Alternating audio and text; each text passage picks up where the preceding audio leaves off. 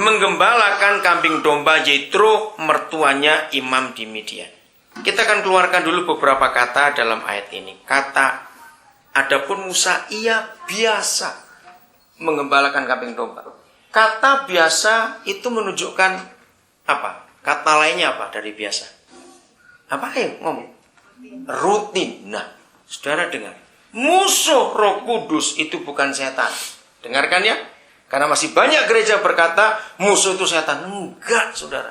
Kalau kita masih menganggap setan itu musuh dari Tuhan atau dari Roh Kudus, kita menghina kebangkitan Yesus dong. Betul tidak? Ngapain dia bangkit kalau setan masih berkuasa? Tidak. Dengarkan ini. Musuh Roh Kudus itu rutinitas. Catat itu baik-baik. Ketika gereja mengerjakan apa-apanya rutin, di situ Roh Kudus mati, nggak bisa bekerja. 40 tahun ia biasa menggembalakan kambing domba. Lalu jelas implisit sekali Alkitab milik mertuanya. Ayo kita temukan.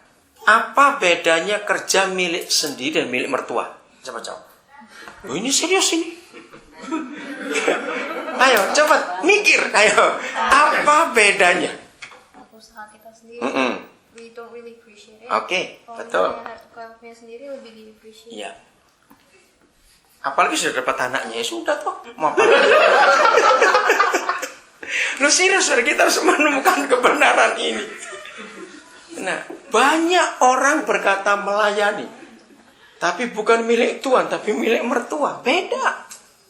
Ayo kita jujur. Yang kita kerjakan sekarang dalam hidup ini tanggung jawab mertua atau tanggung jawab kita? Beda itu. Hebat sekali. Nah, dalam kondisi 40 tahun, saudara, Papa di surga sedih. Kenapa? Sebab investasi Papa di surga dalam diri Musa itu nggak berkembang seperti yang Papa ingin. Ya buat dia cuma milik mertua, nggak ada tanggung jawab besar. Pokoknya pagi keluarkan untuk makan, asal beranak saja, masuk lagi kandang, sudah beres, nggak ada apa-apa. Iya, nggak ada apa-apa, nggak ingin maju banyak, sudah pokoknya rutin lah, gitu aja. 40 tahun, bayangkan. Kita harus mengakui, kebanyakan kita, orang Kristen seperti itu. Asal ke gereja minggu, asal ngasih persembahan, asal ngasih perpuluhan. Terus rasa hidup itu aman. Awas begitu. Dikira Tuhan mata duit, cuma mau duit kita gitu. Tidak. Kita harus punya tanggung jawab yang lain lagi. Nah, dalam kondisi seperti itu, lihat. Sekali, ketika ia menggiring kambing domba itu ke seberang padang gurun. Coba renungkan kalimat ini. Sekali, ketika ia menggiring kambing domba itu ke seberang padang gurun, sampailah ia, Musa, ke gunung Tuhan, yakni gunung Horeb. Kira-kira, kalau kita membaca kalimat-kalimat ini sepintas, Musa sudah pernah sampai ke seberang gunung itu atau belum? Maka itu ditulis sekali. Karena rutin. 40 tahun ini cuma di situ-situ aja, nggak mau jauh-jauh dia. Tiba-tiba hari itu ada sesuatu yang menarik dia untuk dia sampai ke seberang. Lalu malaikat Yahweh menampakkan diri kepadanya dalam nyala api yang keluar dari semak duri. Saudara ingat, Papa terima kasih, engkau sungguh baik. Tapi seringkali kami yang bodoh. Ketika Papa menemukan kita mengerjakan apa-apa hanya secara rutinitas. Dengar ya. Karena Papa tidak mau rugi, apa yang diinvestasikan dalam diri kita harus dikembangkan. Maka Papa akan mengalihkan perhatian kita. Lihat, mengapa orang yang jalan di freeway yang lurus seringkali kecelakaan? Karena rutin, bosan. Nah itu perlu dikagetin. Entah ada kemurun nyebrang, atau ada burung nabrak kaca, mobil saudara, kan jadi kaget. Nah hari itu Papa mengalihkan perhatian Musa. Dari rutinitas itu ada semak yang menyala tapi tidak terbakar. Ada apa?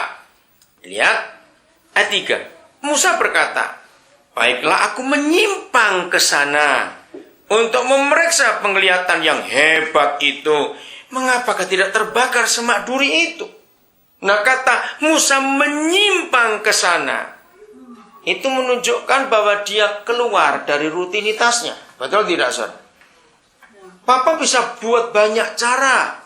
Maaf, ini bukan harus begitu, saya cuma memberi contoh.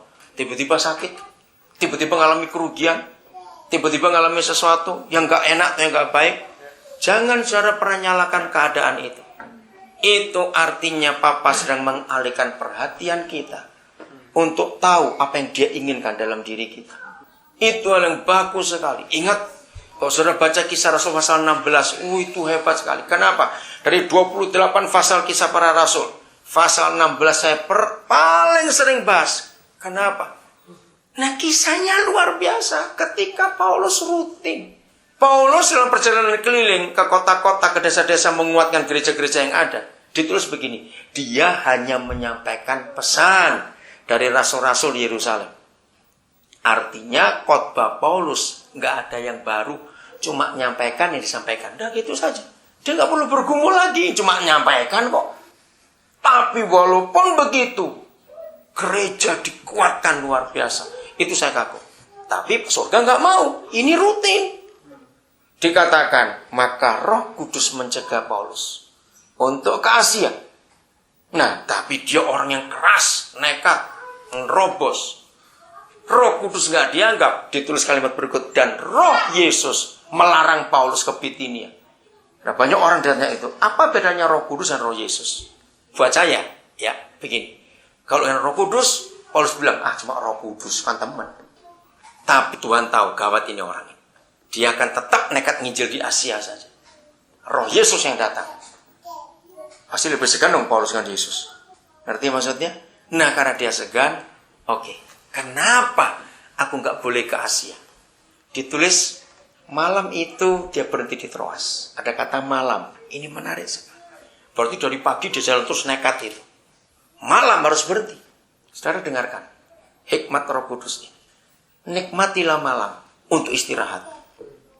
Kok nggak ada yang ngamen? Bisa bayangkan hidup nggak ada malam?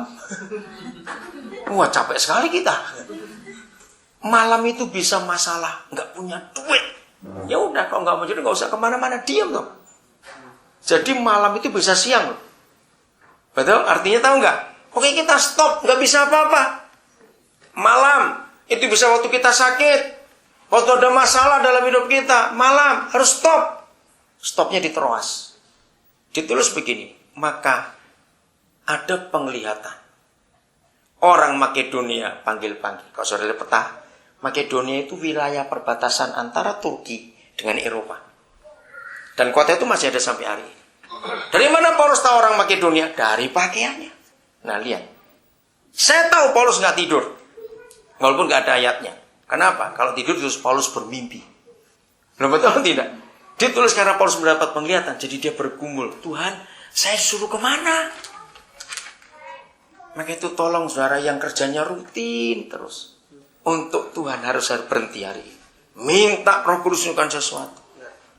Lalu Paulus berkata, maka kami mengambil kesimpulan dengan penglihatan itu bahwa kami harus ke Eropa. Nah, itu Injil masuk Eropa pertama kali.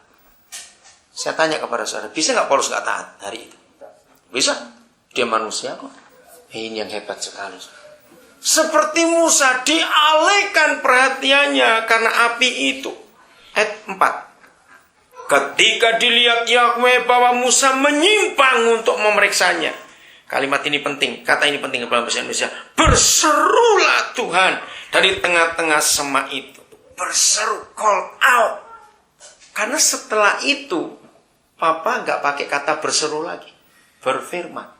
Kenapa? Tuhan bisa berseru, antusias sekali. Karena Papa nunggu Musa 40 tahun nggak belok-belok, lurus saja jalannya. Dan hari itu Musa bisa belok, Papa senangnya luar biasa. Maka itu berseru, Musa, Musa. Dan ia menjawab, ya Tuhan. Lagi ia berfirman, akulah Tuhan ayahmu, Tuhan Abraham. Nah seterusnya saya nggak baca. Ayat 7 ini yang penting. Dan Yahweh berfirman, aku telah memperhatikan dengan sesungguh kesengsaraan umatku di tanah Mesir. Seterusnya saya nggak usah baca. Dengar ini. Saudara mendengar suara Tuhan. Yang pertama kita harus percaya bahwa suara Tuhan itu menuntun kita untuk memberkati orang lain. Maka itu saya paling marah kalau ada anak muda cari suara Tuhan buat jodohnya siapa. Awas.